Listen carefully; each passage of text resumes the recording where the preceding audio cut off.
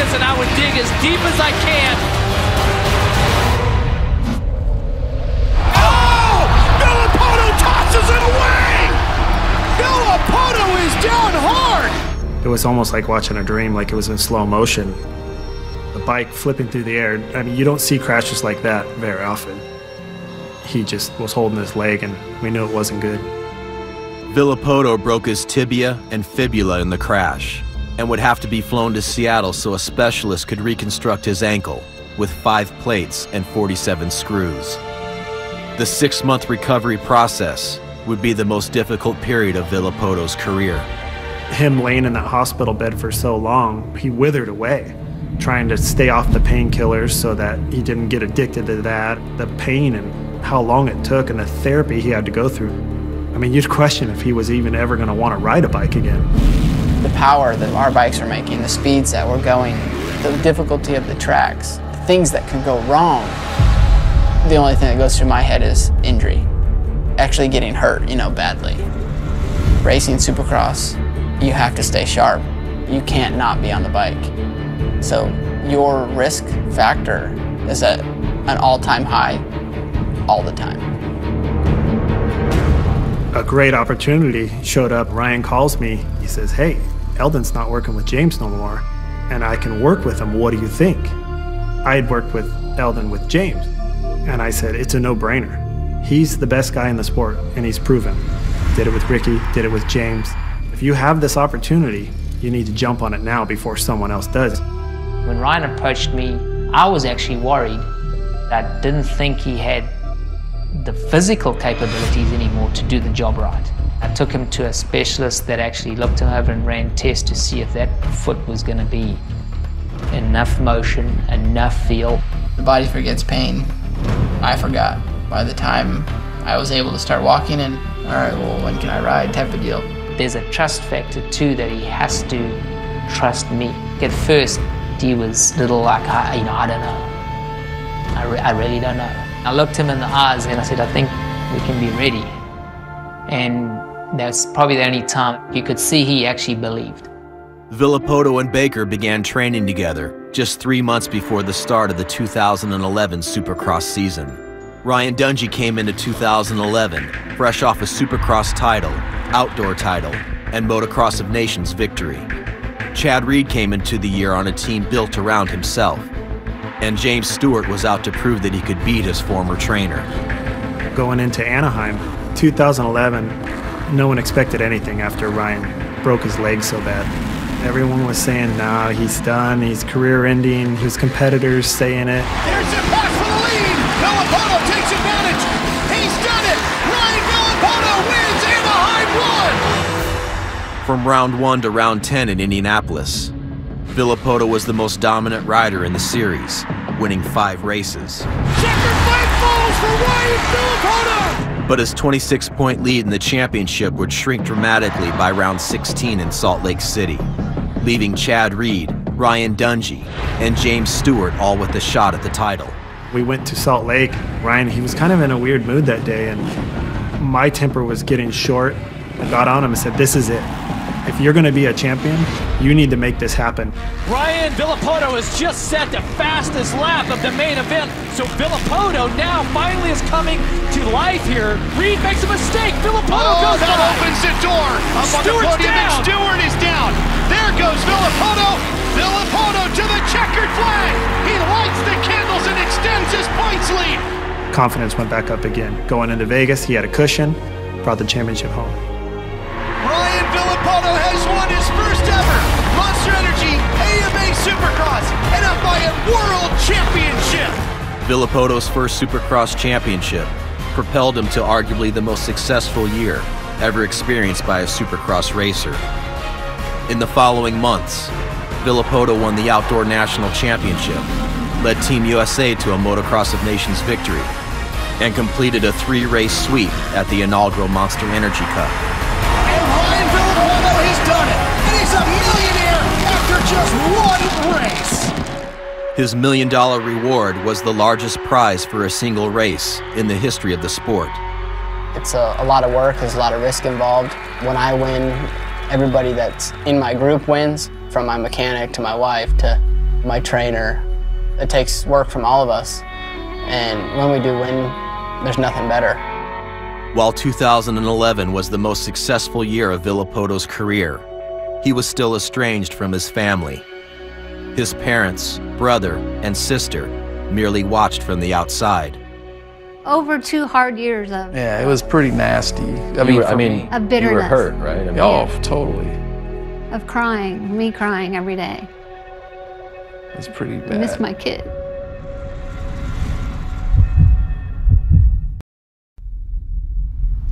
It would make my life easier if I were just the best guy and I won every time. You just go through your life and it'd be relatively easy. You wouldn't second guess or think about really anything. But to know that you have to show up every weekend ready to race, and not only race, but it's gonna be a brawl. Other guys are gonna be right there, Chad or Ryan. That wears on you. In 2011, Ryan Villopoto won every championship he entered.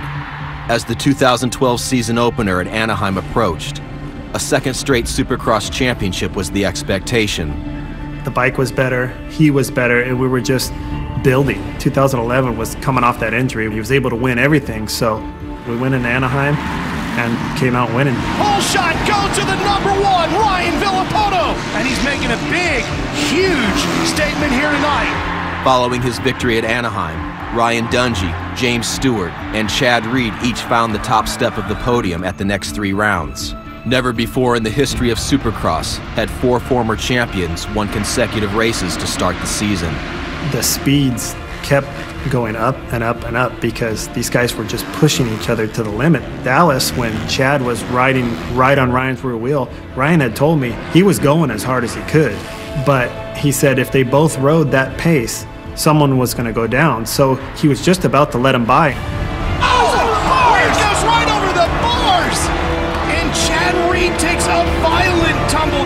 The crash at Dallas would end Reed's season with a torn ACL. It was the continuation of a season marred by injuries. At Los Angeles, Trey Canard had been eliminated from the title hunt with a broken back. Ryan Dungey would break his collarbone at practice, and James Stewart would suffer a series of crashes and injuries throughout the season. And this championship takes another twist, and there goes Stewart again! With 8 victories, Villopoto wrapped up his second consecutive Supercross title at round 13 in Houston. Never had a rider clinch the championship so early in the 40-year history of the sport. It was a huge thing for Ryan to do. The last time someone won back-to-back titles was Ricky Carmichael. 2 rounds after clinching the title, the series moved to Villopoto's hometown, Seattle. But the main event would see the end of the most dominant stretch of Ryan's career. The first time carrying the #1 plate in front of his hometown crowd, and he is crawling off the track. Washed the front end out, but his leg was already stuck to the ground, so his leg stayed one way and the front tire went that way. That angle just popped his knee out. Ryan's second ACL replacement would be his 3rd major surgery in 4 years. Training is the only effective injury prevention method in Supercross, and the only way to keep up with your competition. And Ryan Dungey completes the year with his 4th victory. When Ryan Dungey returned from his broken collarbone, he won the final 2 races of the Supercross season, and Davey Millsaps was able to finish a career best 2nd in the series.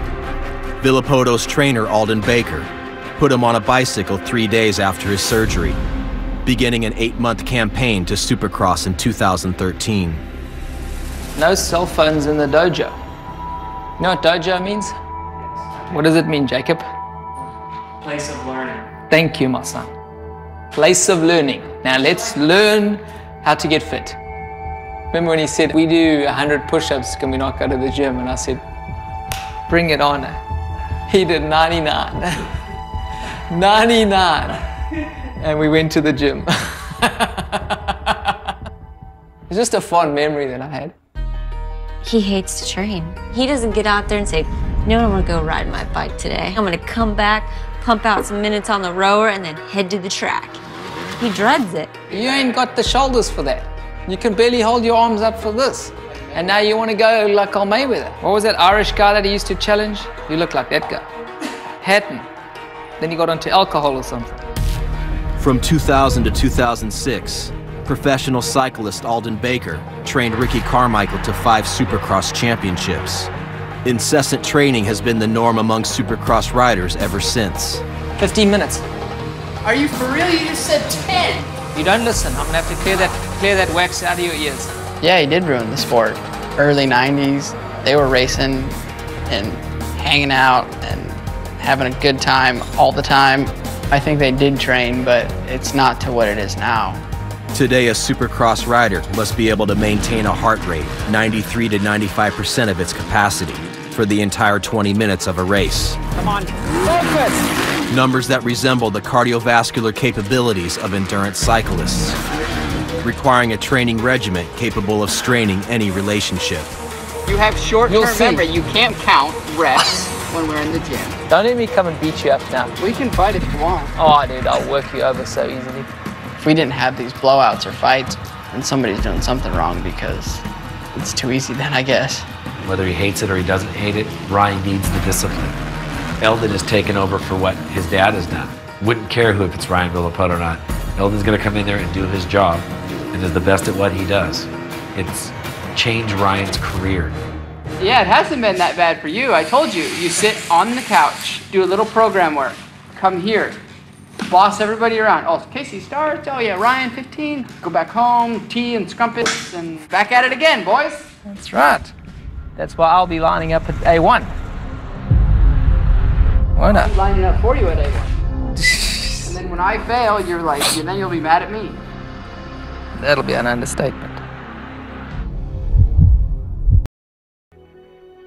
Although Ryan Villopoto is the most successful Supercross racer of his generation, his most dominant years were spent with strained relationships with his parents, brother, and sister.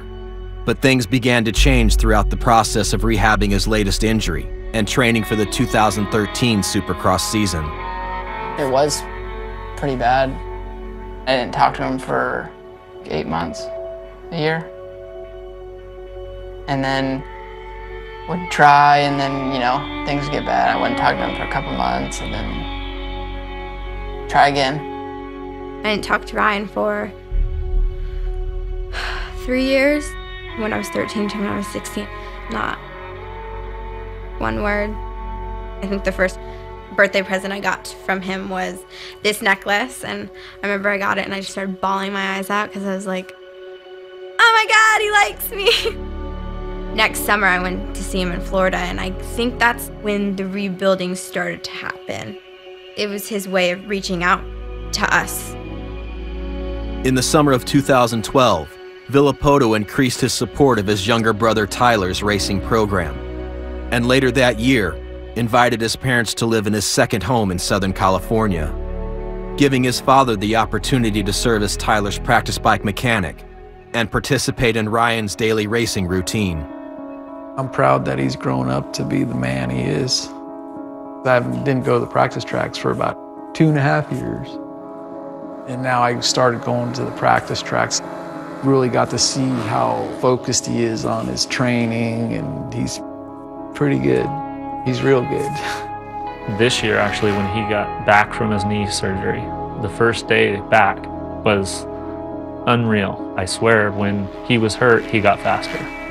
Yeah, we are the day before Anaheim 1, and everything comes to this day. We're just going over our bases, just a little bit of endurance, a little bit of speed stuff, starts. They are ready, and they know they've put in all the work. There's nothing more that we could have done. I expect to defend this title. We are in the best place we have ever been. I don't know how much lift you're gonna get off that little thing, and go double, and then go where the guys are standing, go from there, and then 3 into the turn. Injuries end most Supercross careers before the age of 30, and the monetary rewards of professional racing will seldom guarantee security after retirement. Facts that drive the search for safer, faster racing lines during a track walk, the pursuit of optimal suspension settings on their machines, and animosity towards other competitors. Maybe some boxing, I see they truly have, like, you know, some hate. And that's basically what it is here. We don't talk to each other. We all know our sport's short. It's not NASCAR. We don't have a cage. The more money you can make, the better you're off in the end. I want to leave it at 2 softer, go out, ride it in the next practice, come back, go 2 stiffer, and then open it up. From 2009 to now, it's a huge difference in his attitude and how serious he takes the actual bike part of it. Go all the way back. I want to try that. 2 out. Nobody knows but Ryan how hard he's hitting that jump, or the actual feeling that's coming through his hands or his feet. If you're just watching with your eyes and guessing, it's impossible to win at this level. Attaboy, dude, you ripped the 55 out. Stu was 56.2. Like, I was going to tell him to slow down. He hit him so fast. Yeah. Well, if you watch practice, he was awesome. I think he's going to win. That's my boy. 2013 will be Villopoto's first 450 class season with his family integrated into his life. But the satisfaction that fact brings has no place in the mind of a racer. We get hired for one reason, and that reason is to win. You almost become numb. How hard it was to get to where we are now.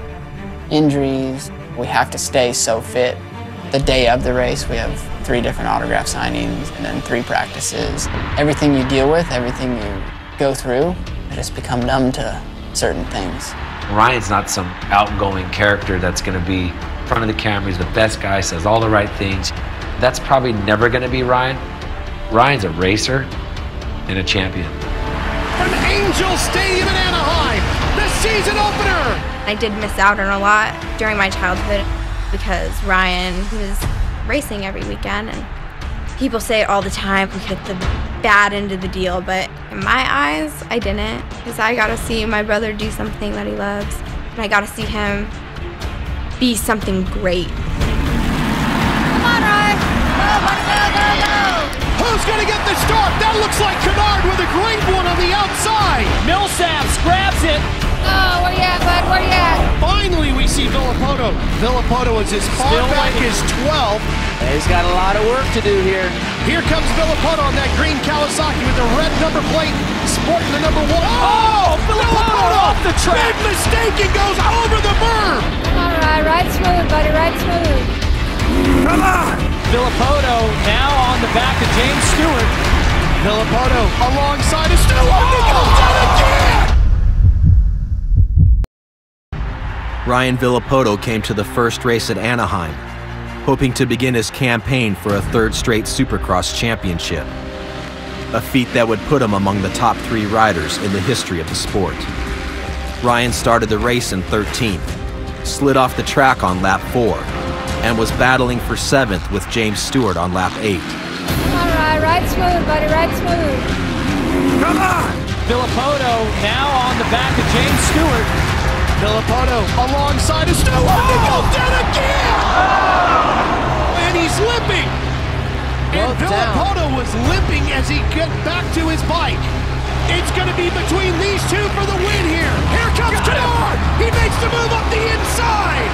Villopoto has more trouble. Man, this night is just gone from bad to worse for him. Make it tough to three-peat right now. Here's Millsaps! Oh, Kennard goes sideways! Millsaps is in the lead! After his 2nd crash, Ryan finished the race in 16th without his right glove and goggles. That was unbelievable. I've never seen anything like that. Of the 57 450 Supercross class races Villopoto has started and completed, it was the 2nd worst finish of his career. Got a whole year, dude. We've been in worse positions. Really, really frustrating to know what he has in the tank and what he is capable of, and then to see such a mess. You're the reigning 2-time Supercross champion. You need to focus on you. You should have dealt with him quickly. If this was like maybe 5 years ago, I probably would have been in there. What'd you do? What'd you do? He's hard on himself, so he doesn't need me to pour gas on the fire. On the good side is he finished. He got some points. Most guys that are riding around without one glove and goggles and everything else would quit.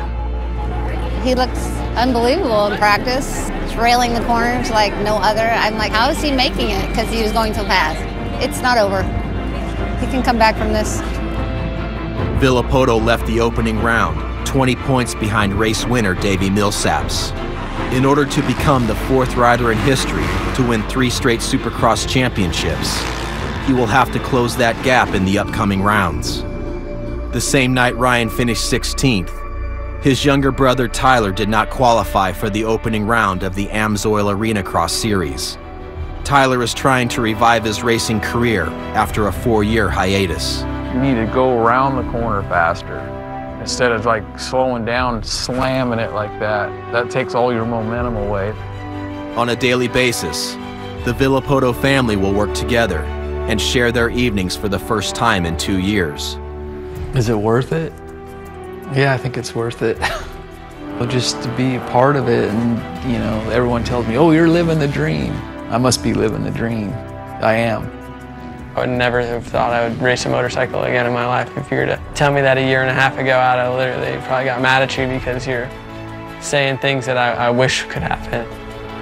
I really can't explain how excited I am that things are shaping up and looking positive for our family. The couple years where nobody was there, you could see there was a void. The Christmas thing, that's all he's ever wanted, was that scene. My prayers were answered. I used to pray for this every night, like I just want like a normal family, like to be together, so. People have problems and struggles, so this is normal. Everybody knows that everybody's family is not perfect. Ryan Villopoto will labor for the coming years and likely will continue his ascent to Supercross greatness. But no matter the extent of his status as an icon, happiness will only come from those who know Ryan for his humanity. I look forward to the day that he's not the racer. Yeah, I don't want to see him get hurt anymore. And he's just, you know, our kid.